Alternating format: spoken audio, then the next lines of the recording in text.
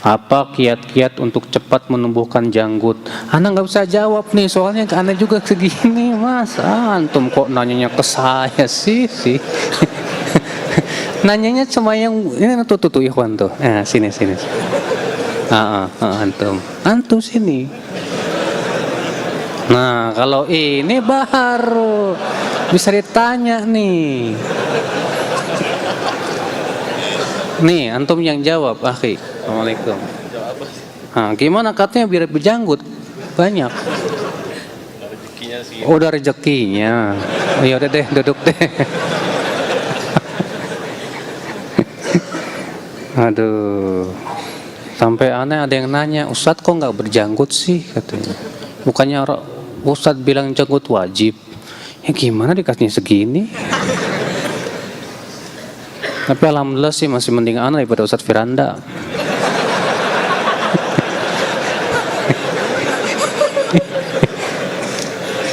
Tapi kalau ilmunya jauh lebih banyak beliau, Pak.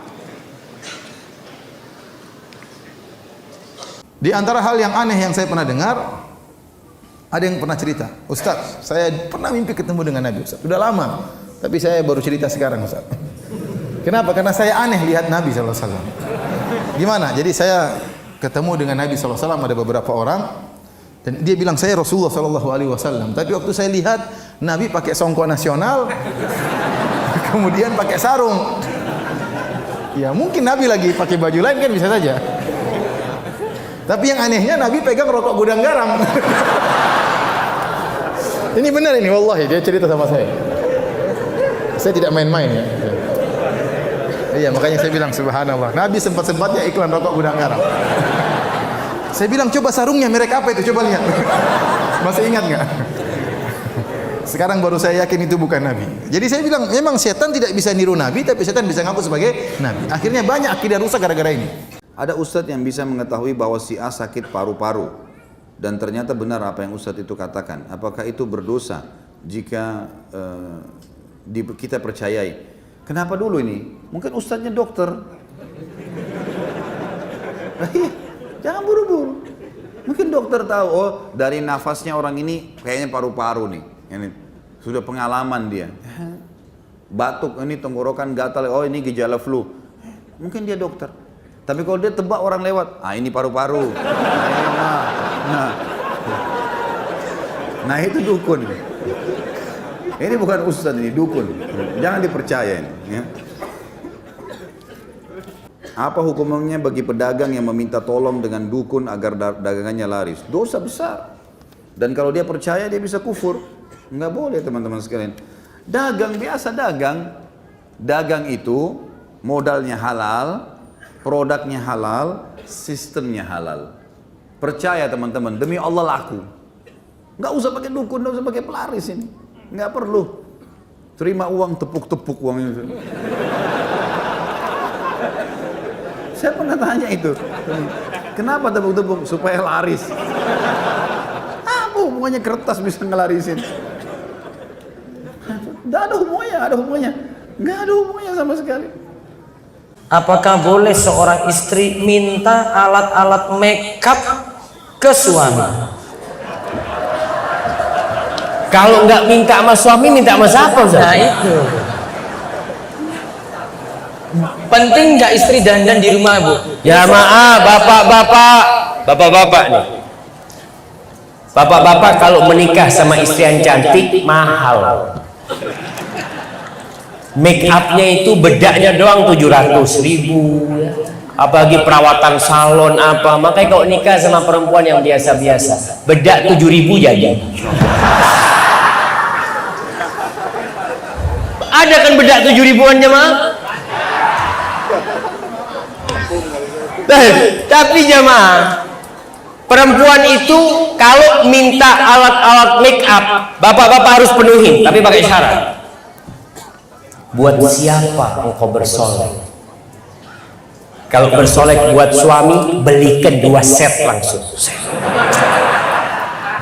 Boleh istri mengatakan, Mas, aku kepingin cantik di hadapanmu.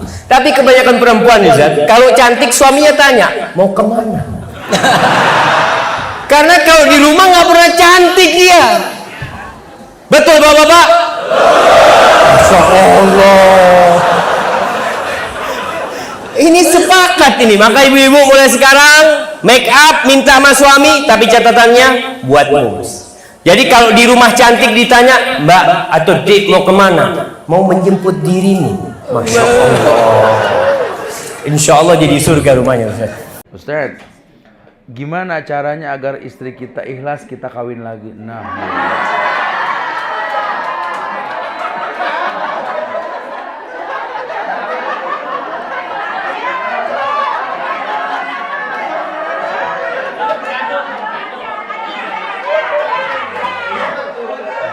Zuhur.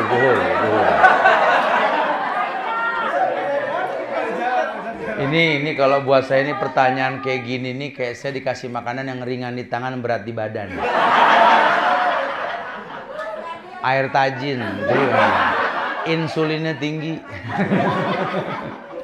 Mendingan makan beras perak tahu Anda ya. Ya Allah gimana ya caranya?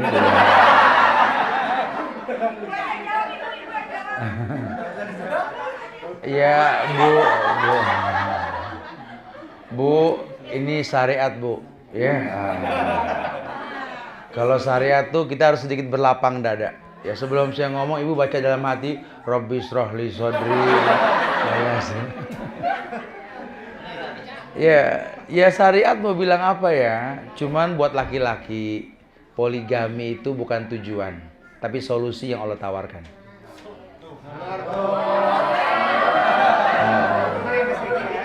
Karena gini ya.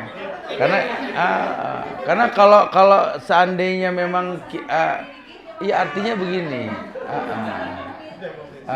Artinya bahwa yang namanya poligami ini Allah yang perintahkan. Akhir zaman itu 1:50 kata Rasul. Kalau satu laki satu perempuan yang 49 sama siapa? Itu bahasa gampangnya begitu ya. Tapi bukan berarti menjadi sebuah tujuan. Karena kadang-kadang kita nggak mampu. Takutnya zolim. Apalagi sembarangan tadi. Milih pasangan yang kita nggak tahu silsilah. Kalau kita meninggal anak kita di tangan siapa tuh perlu dipikirkan lagi gitu ya.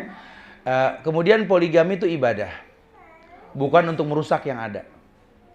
Jadi kalau kira-kira Anda melakukan nggak menimbulkan kerusakan, lakukan. Kalau bakal berarti belum siap. Begitu bahasanya. Caranya bagaimana? Ping me. Gitu ya.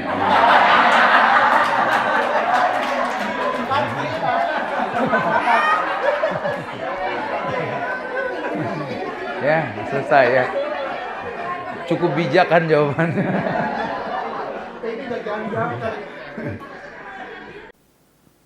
Saya ditegur oleh ikhwan karena di motor saya tidak ada stiker Roja. Padahal saya bukan kru Roja. Apakah ini termasuk apa Ustadz? Ini termasuk gulu. Ini termasuk gulu. Kita ini gulu berlebih-lebihan. Dan ini banyak berlebih-lebihan. Orang harus, yang penting antum mengambil manfaat istifadah dari kajian yang disampaikan dan amalkan. Nggak mesti ada stiker Roja. Ini gulu. Nggak boleh seperti itu. Orang harus manfaat. Hatta juga umpamanya karyawan Roja juga, dia harus mengambil manfaat dari kajian yang disampaikan. Jangan pakai jas kru Roja, tapi nggak pernah dengar pengajian. Sibuk aja dengan ngambil gambar. Sibuk dengan ngambil gambar. Sibuk jadi panitia. Dia harus mengambil manfaat.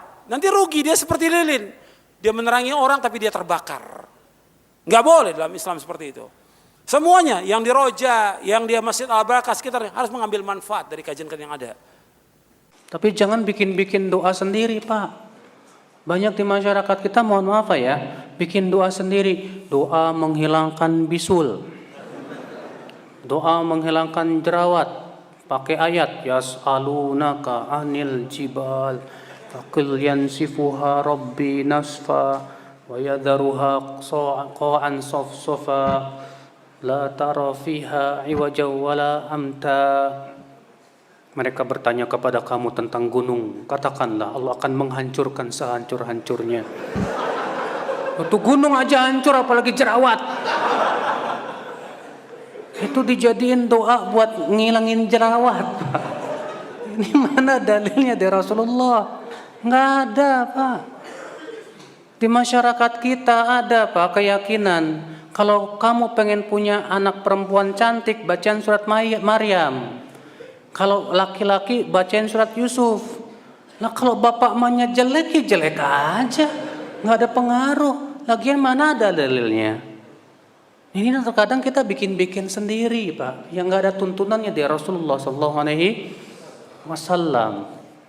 Maka saya katakan bicara pemuda-pemudi, laki-laki dengan perempuan, selama dalam batasan kewajaran tidak jadi masalah. Tapi kalau tidak wajar, apa misalnya Ustadz, please Ustadz, ini Ustadz juga goyang ini. Jangan seperti itu ya, Ustadz juga manusia ya. Apalagi nggak boleh seperti itu. Nah, seperti WA misalnya, banyak misalnya ibu tanya sama saya ya, apa hukum ini? Saya jelasin ya, hukumnya halal haram misalnya. Oh enggak boleh. Kalau wajar-wajar enggak ada masalah. Tapi kalau dia tanya, Ustadz apa hukumnya ini Ustadz gini. Misalnya saya jawab begini, ya hukumnya boleh dengan syarat begini. Terus dia bilang, makasih Ustadz, makasih. Jangan makasih. Makasih saya pikiran. Bilang terima kasih kira, makasih. Terus hik, aduh ini jadi pikiran. Ustadz bisa stres habis itu. Setelah Ustadz stres, Ustadz buka lihat apa? Lihat anunya, profilnya. Oke juga ini, repot. Kita juga manusia. Siapapun dia, Ustadz atau yang lainnya ya. Jadi hati-hati, suara wanita terkadang jadi aurat, terkadang bukan. Asalnya bukan aurat, tapi bisa jadi apa? Aurat tatkala mendayu-dayu. Ya. Contoh kain sutra yang tidak boleh dipakai laki-laki. Karena sejujurnya saya tidak tahu kain sutra itu seperti apa. Tanya di pasar ini. Salah antum tanya kain. Enggak ada contohnya. Datang ke toko kain tanya mana kain sutra. Nah itu baru. Karena saya nggak punya bahannya. Bukan begitu jawabannya. Pernah ada orang bertanya begitu kepada salaful ummah, ditanya, apakah iblis itu hamba Allah? Iya, jawaban dia. Apakah iblis tadinya beribadah? Iya. Apakah iblis memang durhaka setelah itu? Iya. Apa iblis punya keturunan? Kata beliau, iya. Dalilnya mana? Allah berfirman, jangan kalian ikuti iblis dan keturunan-keturunannya, gitu kan? Kemudian apakah iblis punya istri? Gitu. Kata beliau, iya. Siapa nama istrinya?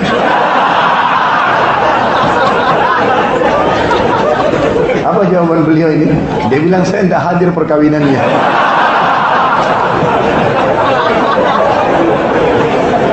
Sudah paham? Sama ini saya juga nggak pegang kain sutra. Jadi datang ke tokonya, insya Allah kita tahu. Saya cuma jelaskan hukumnya. La haula wala quwwata. Apa amalan yang saya kerjakan agar saya bisa mendapatkan istri soleha, cantik, lagi kaya? Mohon bantuannya Ustaz. Ya. Apa amalannya? Yang pertama, antum harus soleh. Yang kedua, antum harus tampan. Yang ketiga, antum harus kaya. Soalnya ya mau nggak mau orang itu melihat yang kufu, yang satu level gitu loh jamaah. Jangan seperti pungguk merindukan rembulan. Antum kulitnya putih gelap.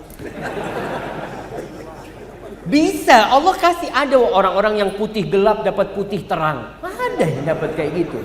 Ya takdirnya seperti itu. Tapi tadi antum harus sadar lah. Ada teman-teman yang nggak sadar. Dia kalau ditolak, dia meminta anaknya fulan, kemudian ditolak. Ketika ditolak dia mengatakan, maaf bapak mertua saya, bapak nggak tahu sama hadis Rasul SAW. Yang menolak orang soleh itu bisa jadi fitnah. Dia mau ngomong dirinya soleh sama orang tuanya, ya nggak bisa lah. Dan biasanya orang tua menolak itu banyak gayanya. Ketika dilihat antum datang, aduh nggak pas. Dibilang, afwan anaknya masih mau sekolah, nggak apa-apa, saya tunggu Pak. Dia itu artinya nolak, antum udah balik. Pikirnya ditunggu. Kalau dia ngomong nunggu, dia akan menawarkan, maaf anak saya mau sholat, siap enggak menunggu? Nah itu berarti antum diterima.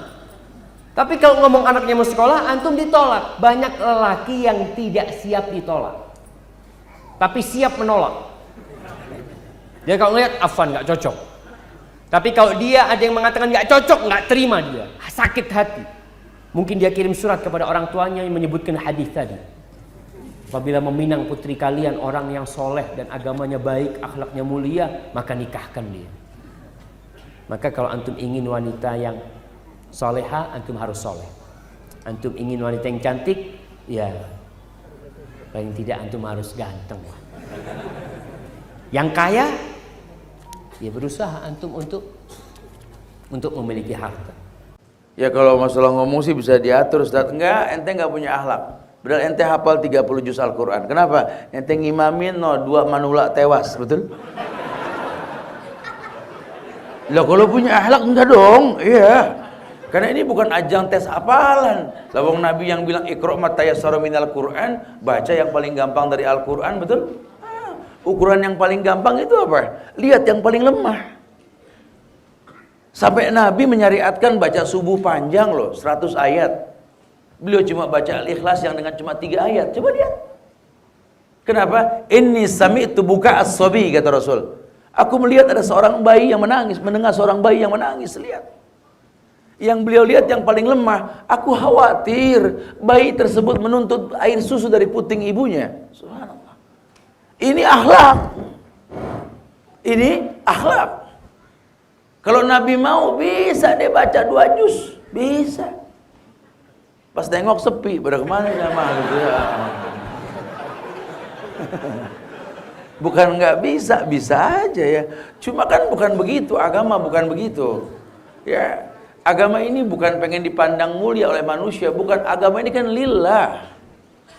Tapi minta pekerjaan, kamu kan pengusaha, ada nggak pekerjaan buat saya? Supaya saya dapat kerjaan, yang dengan itu saya dapat gaji bisa menafkahi istri dan anak saya. Boleh dalam Islam seperti itu. Dan dalam rangka ta'awun al birri wa taqwa. Tapi ingat, yang dia minta jelas gitu kepada orang yang memang punya pekerjaan dan punya usaha mintanya. Ada juga orang yang minta pekerjaan kepada siapa? Kepada ustadz. Ya ustadz punya kerjaan apa? Dia juga sama-sama susah. Ini banyak, ini salah alamat. Saya banyak di SMS orang, Ustadz ada kerjaan apa ya? Saya juga kerjaannya pas-pasan ini. Mesti tanya kepada orang yang punya usaha, punya perdagangan, punya segala macam, punya toko. Datang pada dia, antum punya apa? Butuh tenaga enggak? Saya mau jadi cleaning service atau jadi apa? Enggak ada masalah, yang penting halal. Jadi jangan nyari pekerjaan kepada ustadz.